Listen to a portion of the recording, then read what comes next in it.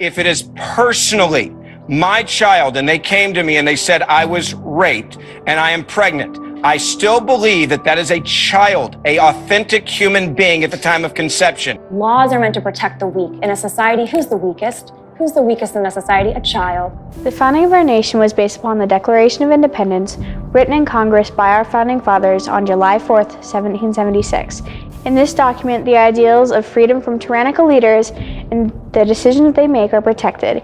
It says that all men are created equal, that they are endowed by their Creator with certain unalienable rights, that among these are life, liberty, and the pursuit of happiness.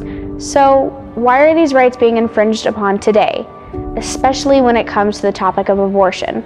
Scientifically speaking, life begins at conception, being the beginning of pregnancy, marked by the fertilization of an egg by a sperm, not after the child is born. Abortion is simply ignoring that the child is alive right at conception, not 9 months after, thus voiding the rights given to them, not only by America's founding fathers, but the thousands upon thousands of people who have given their lives defending our freedom. Statistically speaking, 1 in 4 women in the United States have an abortion, and 86% of those abortions are from unmarried women. Since the decision of Roe v. Wade in 1973, over 63 million babies have been aborted in the United States, which means over 63 million babies were never given the chance to practice their rights of life, liberty, and the pursuit of happiness. The 28th Amendment should read, "No federal or state funding shall be distributed to abortion-performing institutions or organizations to uphold the human right to life." I believe that suspending federal money to organizations that perform abortions will drastically decrease the number of abortions in the United States. And not only that, it will appease taxpayers that are a part of the pro-life movement. On January 6th, the House sent the Restoring Americans Healthcare Freedom Reconciliation Act to the President's desk.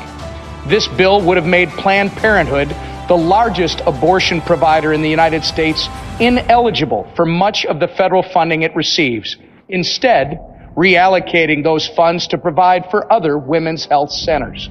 This amendment is in no way intended to make all abortions illegal, because there are situations in which medical care is needed to protect the mother. The fight is far from over. This year, on the 43rd anniversary of Roe versus Wade, I join many Americans in mourning the deaths of the more than 56 million babies who have been lost.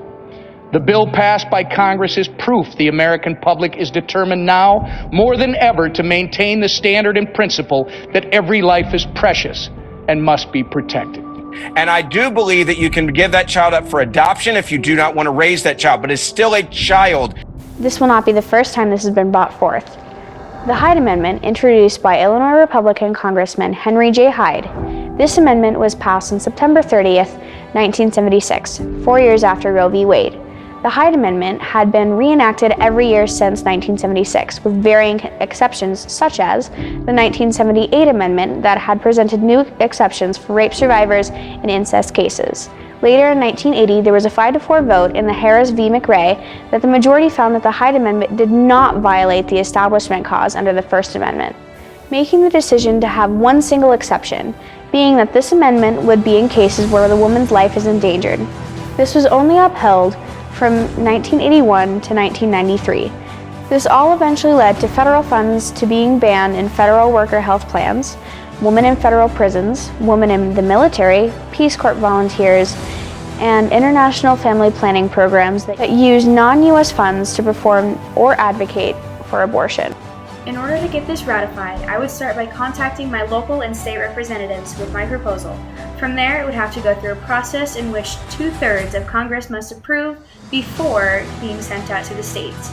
Then, 3/4 of the states must approve. Once the amendment has been approved, it will be sent to the archivist, who officially announces its ratification. I believe it's time we start bringing the values back into our country, and this is why I passionately believe this proposed idea needs to be enacted by our government.